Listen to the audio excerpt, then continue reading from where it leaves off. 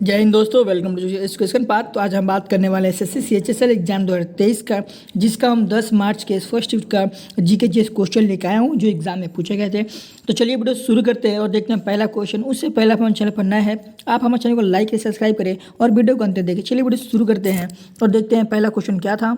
ये पहला क्वेश्चन पूछा गया था कि भारतीय संविधान की किस अनुसूची में दल बदल विरोध कानून दिया गया है। ठीक है, चलिए तो बात कर लेते हैं किस अनुसूची में। थी भारत के क्या है 10वीं अनुसूची में दल बदल विरोध कानून के बारे में बताया गया है। ठीक है, बात कर लेते हैं इसकी। तो भारतीय संविधान की 10वीं अनुसूची में दल बदल के आधार पर राज्य और विधायिका के सदस्यों की आयोग्यता से संबंधित प्रावधानों के बारे में क्या पूरी जानकारी मिलती है। ठीक है, कौन अनुसूची में? तो 10वीं अनुसूची में। ठीक है, चलिए बात कर लेते हैं नेक्स्ट क्वेश्चन की।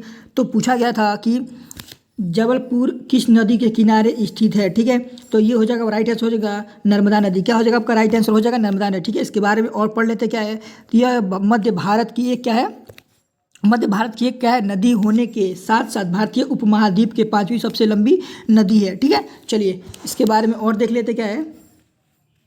हाँ, तो इसे मध्य प्रदेश की जीवन रेखा भी कहा जाता है। इसे क्या कहते हैं? इसे मध्य प्रदेश की जीवन रेखा के भी कहा जाता है। ये गोदावरी और कृष्णा नदी के बाद भारत के अंदर बहने वाली यह तीसरा सबसे बड़ी क्या है नदी है। ठीक है, इसे रेवा के नाम से भी क्या है इसे जाना जाता है। किसे? तो नर्मदा नदी को हम लोग रेवा के नाम से भी जो है जाना जाता है। ठीक है, चलिए बात कर लेते हैं। तो जबलपुर भारत के मध्य प्रदेश राज्य के प्रसिद्ध शहर है। तो मध्य प्रदेश क्या जबलपुर कहाँ है? तो मध्य प्रदेश क्या है एक प्रसिद्ध शहर है। इससे पढ़ लेते हैं। तो इसे मध्य प्रदेश की न्यायिक राजधानी के नाम से भी क्या है जाना जाता है। ठीक है, चलिए बात करते हैं। नेक्स्ट क्वेश्चन पूछा गया था कि पाकिस्तान के 2022 में पूछा गया था कि 2022 में पाकिस्तान के प्रधानमंत्री ठीक है पीएम कौन है। ठीक है, तो ये कौन थे आपके? ठीक है, ये है आपके पाकिस्तान के प्रधानमंत्री कौन है? शहबाज शरीफ हैं। कौन आपके? ये हो जाएगा आपका शहबाज। क्या हो जाएगा? शहबाज शरीफ थे। क्या हो जाएगा? शहबाज शरीफ हैं। ठीक है, चलिए बात कर लेते हैं आपका कि नेक्स्ट इसके बारे में पढ़ लेते हैं। तो ये हो जाएगा आपका कौन है आपका क्या है मनमून हुसैन की एक पाकिस्तानी कपड़ा व्यापारी और राजनेता हैं जो क्या आपकी वर्तमान में पाकिस्तान की कौन सी है? पाकिस्तान के आपके राष्ट्रपति हैं। ठीक है, चलिए नेक्स्ट क्वेश्चन पूछा गया था कि मोहिनीअट्टम किस राज्य के शास्त्रीय नृत्य है। ठीक है, पूछा गया था मोहिनीअट्टम किस शास्त्रीय नृत्य है। तो इसके बारे में देख लेते हैं। तो मोहिनीअट्टम यह क्या है दक्षिण पश्चिम भारत के केरल राज्य के एक अर्धशास्त्रीय क्या है नृत्य है। ठीक है, चलिए इसके बारे में पढ़ लेते हैं। तो क्या है इसकी उत्पत्ति क्या है 16वीं शताब्दी में क्या मानी जाती है। ठीक है, 16वीं शताब्दी में मानी जाती है। मोहिनी के रूप में विष्णु ने पुनर्जन्म में महिलाओं को क्या द्वारा हिंदू भगवान विष्णु को याद में क्या नृत्य यहाँ किया जाता है। ठीक है, चलिए पूछ सकता है कि यह किस भगवान के याद में नृत्य किया जाता है। तो भगवान विष्णु की याद में नृत्य किया जाता है। ठीक है, और राज्यों के देख लेते हैं। ठीक है, जो नेक्स्ट एग्जामों के लिए इंपॉर्टेंट हो जाते हैं। तो मोहिनीअट्टम कहाँ है? तो केरल। ठीक है, भारतनाट्यम कहाँ है? तमिलनाडु। कुचिपुड़ी कहाँ है? आंध्र प्रदेश। कथकली कहाँ है? केरल। उड़ीसा कहाँ है? क्या ओडिसी कहाँ है? क्या उड़ीसा का। और मणिपुरी कहाँ है? मणिपुर का।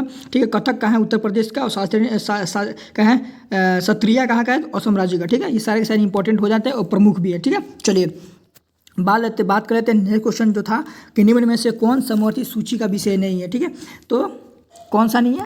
ये था आपका कि समवर्ती सूची का विषय नहीं है। तो ये आपका 42वें संविधान संशोधन अधिनियम 1976 के तहत 5 विषयों को राज्य सूची में समवर्ती सूची में क्या है शामिल किया गया था। कौन कौन? शिक्षा वन क्या होगा? शिक्षा वन, नापतौल, वन जीवों एवं पक्षियों के संरक्षण और न्यायिक प्रशासन। क्या हो जाएगा आपका? ये हो जाएगा आपका राइट आंसर हो जाएगा। क्या हो जाएगा? क्या क्या 5 हो गए? शिक्षा वन, नापतौल, वन जीवों पक्षियों का संरक्षण एवं न्यायिक प्रशासन। क्या हो जाएगा? ये 5 हैं जो समवर्ती सूची के शामिल हैं। ठीक है, चलिए और ये आपका नेक्स्ट क्वेश्चन पूछा गया था कि यूआरएल का पूर्ण रूप क्या है। ठीक है, यूआरएल का संपूर्ण नाम क्या है? तो ये था यूनिफॉर्म रिसोर्स लोकेटर। क्या है आपका उत्तर हो जाएगा? यूनिफॉर्म रिसोर्सेज लोकेटर हो जाएगा। ठीक है, चलिए बात कर लेते हैं इसके बारे में। तो ये हो जाएगा आपका यूआरएल का पूर्ण रूप से यूनिफॉर्म क्या है रिसोर्स लोकेटर है जो इंटरनेट पर लिंक एड्रेस यूआरएल होता है। ठीक है, चलिए नेक्स्ट क्वेश्चन पूछा गया था कि आईपीएल के 15वें सीजन में निम्नलिखित में से कौन सा टीम क्वालिफाई नहीं कर पाई थी।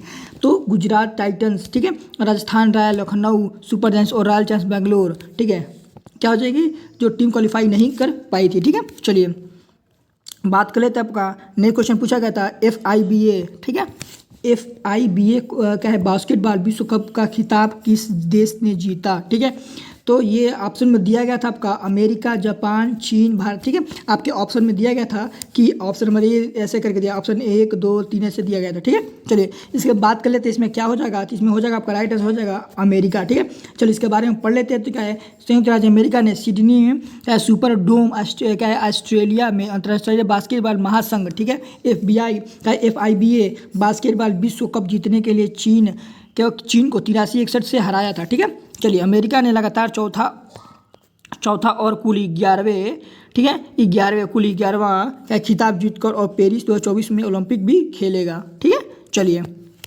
ये था आपके क्या हो जाएगा, इसमें राइट आंसर हो जाएगा आपका अमेरिका। ठीक है, चलिए बात कर लेते हैं। आपका नेक्स्ट क्वेश्चन तो था कि पांड्यों की राजधानी कौन सी थी। ठीक है, तो पांड्यों की राजधानी कौन सी पूछा गया था, तो ये थी मदुरई। क्या है, पांड्यों की वंश की क्या थी, राजधानी थी। ठीक है, बात कर लेते हैं भारत के सुदूर दक्षिण में पांड्य साम्राज्य की तमिल साम्राज्य क्या था, विकसित था। ठीक है, बात कर लेते हैं 24वीं शताब्दी के मध्य तक पांड्यन राजवंश की राजधानी मदुरई थी और क्या है कोरकाई पांड्य की राजधानी और क्या था, बंदरगाह भी कहाँ था। ठीक है, चलिए बात करते हैं नेक्स्ट क्वेश्चन था। तो नीति आयोग के अध्यक्ष कौन होता है, तो नीति आयोग के अध्यक्ष होते हैं प्रधानमंत्री होते हैं। ठीक है, नीति आयोग के अध्यक्ष होते हैं। ठीक है, नीति आयोग क्या होता है, national institution for transforming India क्या होता है, इसका फुल फॉर्म हो जाता है। ठीक है, और बात करें तो भारत सरकार का एक प्रबुद्ध मंडल है जिसका क्या है गठन 1 जनवरी 2015 को किया गया था।